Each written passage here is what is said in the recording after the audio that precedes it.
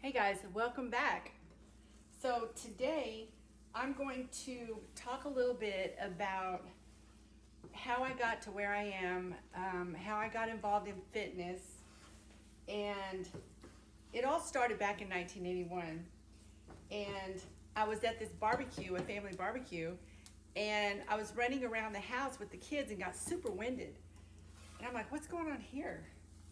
So I know I wasn't a kid anymore. I smoked 2 packs of cigarettes a day and drank a 6-pack of Dr. Pepper every day. And so anyway, 3 hours later, we get in the car to go home. My uncle says, Debbie, how old are you? And I said, I'm 27. And he said, well, this is where you start going downhill. I was like, what? What does that even mean for a 27-year-old going downhill? So I took it as I'm getting old. And I just didn't want to accept that. I scratched my head and wondered, what in the heck is he talking about? Going downhill. It just sounded insane to me, and I just wasn't going to take it. So I didn't sleep very well that night because I kept wondering what he meant by that. And so the next morning I got up at 5:30 in the morning, and I didn't set my alarm. I just automatically woke up at 5:30 in the morning and decided that I was just going to start exercising. Maybe that would make me not go downhill so fast. So I turned on the TV, and there was, I don't know if you know Joni Griggins, but she was a hotshot athlete, TV guru, popular, sassy, little classy girl that does aerobics on TV. So I decided to follow along. She had the cutest little outfit too. Anyway, I thought I could never look like her, but at least I could keep doing these workouts and see what happens. So she was she was doing these leg lifts, kind of like this, you know those? She was doing those and talking about roadmaps on her thighs. She said, no more roadmaps on these thighs. I thought, what is she talking about? Roadmaps? What is she talking about? So I got up and I went to the mirror and I went, oh my gosh, I got those. I don't want those. I got to get those off. So, true story. So I got back to work, squeezing harder with every single repetition and just being committed every day, 5:30. After her show was over, there was another little cute, sassy, classy girl, Bess Mata, that did the same thing. I mean, these people back then was just focused so much on those leg lifts and these and these. It was just crazy. So, but I followed it and I was getting good results because I did it every day. So, after about 2 to 3 weeks, I was like, I get kind of bored of this. I'm ready for some muscle building. I didn't want to get huge. I just wanted to get toned. And I've always liked the muscular look. Not real muscular, but just like nice and toned. So I started looking around the house for something really heavy to lift, heavy enough to challenge me. And so I was lifting milk jugs. I was lifting plants. I had a lot of plants at that time in my house. And yeah, things like that. And when the kids got up, I was like, okay, this is a bright idea. This is a bright, brilliant idea. I stacked one on my shoulders for squats and lunges. And then I did the other one. I took my youngest one and did these like 10 or 15 times. Yeah, because by then I'd bought a book and that's what the book said. Do 15 reps. So I did. And so anyway, I'm gonna go eat breakfast. Hang tight because I'll be right back. So yeah, that was my weights because I didn't have any weights. I had a book that I came across in the store. So yeah, I used my kids for weights. Eventually, I did invest in a 3-pound pair of Smart Bells. They were called Smart Bells back then, y'all. They weren't dumb. They knew what they were doing. Somewhere along the line, they changed the name to dumb. Anyway, okay, so I got the 3 little pound dumbbells, and I'm fixing to curl my hair, so just bear with me here. So I came home and I started doing the side lateral raises, you know, these right here.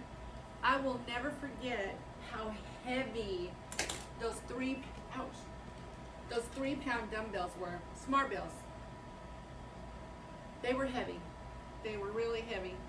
But, you know, I used them, and then I got another pair that were 11 pounds, and oh boy, things started happening. Things started happening. Good things. I started feeling like super mom. Yeah, super mom. And I was getting super, super serious. Yeah, like serious. Yeah, real serious. I wanted to do weights. I wanted to learn more about it. So after about a month, I would say, I called President's Health Club right down the street from me. Remember President's Health Club? I don't think they're around anymore. But I called them and I said, are you guys doing any hiring for aerobic instructors? The guy said, do you have any experience? I said, no. He said, well, I'm sorry, we're looking for people who are experienced. I was like, okay, thank you. But I hung up and thought, where do you get the experience if you don't have the experience? Army, Navy, Air Force, Marines? You know, that was an option, but no, I wanted to be taught. I needed that, you know, but I knew that was a deep desire of mine, is to teach aerobics, you know. So then I called this little fitness studio. It was called Elaine Powers. Remember Elaine Powers? Now, if you're old like me, actually I'm not old. Back in the 80s, probably the mid 80s, Elaine Powers is a women's fitness studio, very small.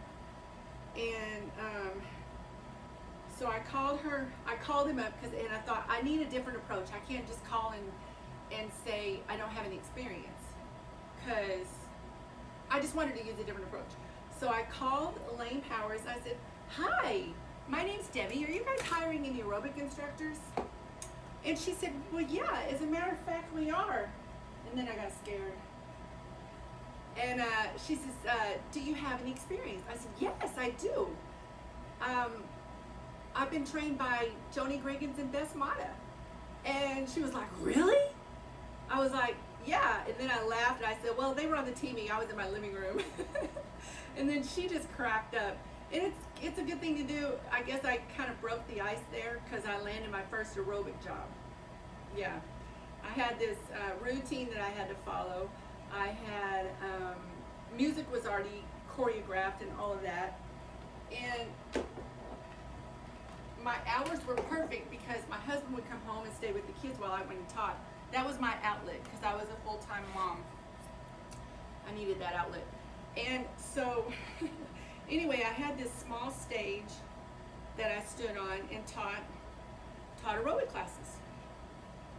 And so I loved it. I couldn't wait to get there every day. Actually, it was only like a couple of days a week. It wasn't every day.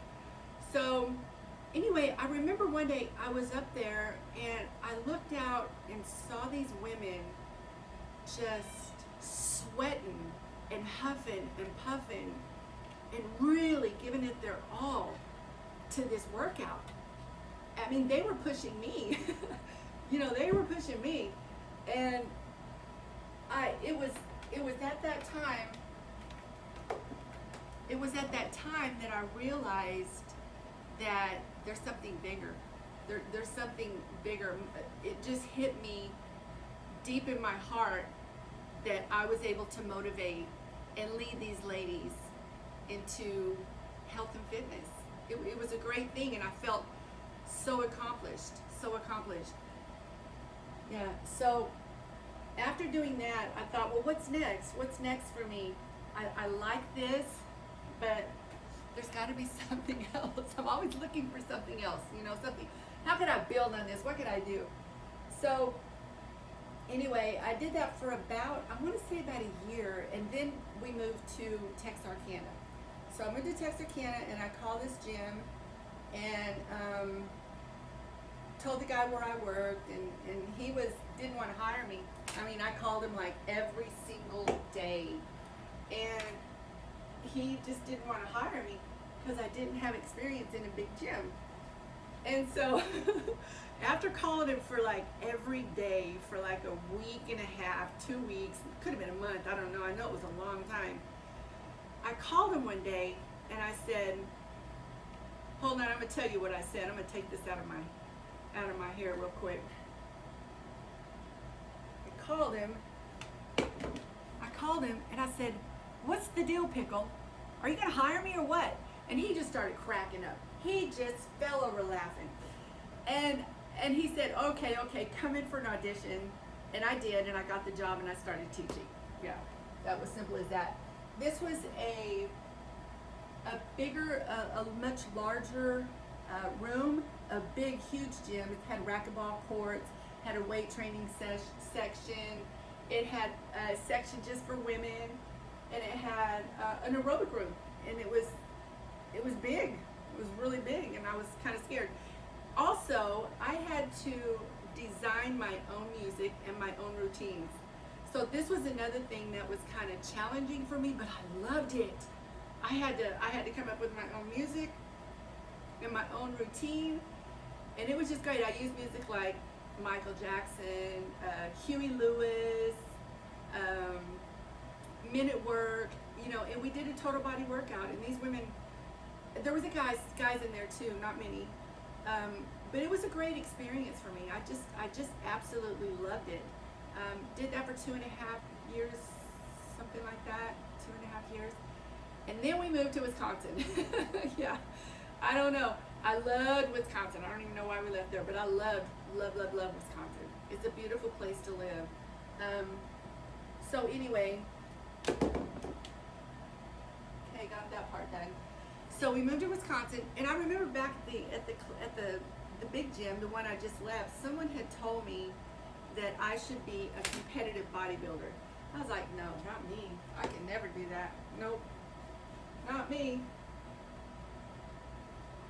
So then we moved to Wisconsin, and I joined this other gym, and it was smaller. It was a lot smaller than the one I had come from. They had aerobic classes. They had more machines than dumbbells. Yeah, so there were some girls there that were prepping for a show, a competition. And I would ask them questions, and they were like, man, you should do this with us. And I was like, well, I don't know anything about it. I don't know anything about it. Oh, they're like, it's easy. You just do a front double bicep, you do a chest shot, you do a back shot, you do all this stuff, and the judges will tell you what to do, and you just do it. And I was like, what's a front double bicep? Do we show both of them at the same time or one at the same time? And they started laughing. Oh, girl, you got a lot to learn. I was like, yeah, teach me. So anyway, I decided to do the show. I trained alongside him, and we went to the competition together. It was just fun, and so I ended up winning. I won my class in the overall, and then they didn't like me very much. I don't know, one of those things. Anyway, it was, one of the judges had told me after the competition that there was another competition coming up the following weekend, and that was in Madison, Wisconsin. So I said, okay. So I went and did that, and I won too. I won my class and overall. Then there was the ARC-La-Miss. I won that one. Arkansas, Louisiana, Mississippi competition, all those girls together. I won my class and won the overall. So, I don't know. I just felt like I was on a big, huge journey that I really didn't know what I was going down, what road, what path, but it sure led to big things. It sure led to really big things. I'll be right back. So, fast forward to 1993. And after 7 years of competitive bodybuilding, it kind of takes a toll on your body. So in 93, I hung up my posing suit and with 17 bodybuilding titles. So I had an amazing mentor I had back in Wisconsin. His name was Doug Andruski. Actually, him and his wife, Doug and Jeannie Andruski, played a big part in my success because they were my mentors. I couldn't afford a personal trainer. So after every contest, I would call him up and say, how was my posing? How was my music? Did I do okay? And he said, yeah. They all said, yeah, and they gave their feedback and stuff. And Doug, you know, he told me your best trainer is your mirror. So he said, I want you to get a full-length mirror and practice in front of that for 1 hour every day, 8 weeks out from a show. And if you have one next weekend, another contest next weekend, start now. And that taught me a lot about my body. And I took a lot of pictures and so forth and so on. So anyway, I thank him for that. I thank him very deeply, because if it wasn't for him, it would have taken me longer to figure things out. So anyway, I just wanted to share my journey and how I made fitness a lifestyle. But there's more. There's more on nutrition, motivation, muscle soreness, recovery, competitive bodybuilding, gimmicks and fads, special populations, obesity, mindset, free weights versus machines, and how to pick a personal trainer in my book. Yeah, you can get this on Amazon. I'm going to leave a link below so that you can go ahead and order it or check it out. You can read it online, or you can read it on Kindle, or you can order the book and then I'll autograph it. Anyway, ow, Sadie, this kitten, I got to go play with my kitty cat. Anyway, that's all for now. Don't forget to subscribe to my YouTube channel and hit that notification button too, so you get notified every time I upload a video. And we'll see you guys in the next video. Peace out.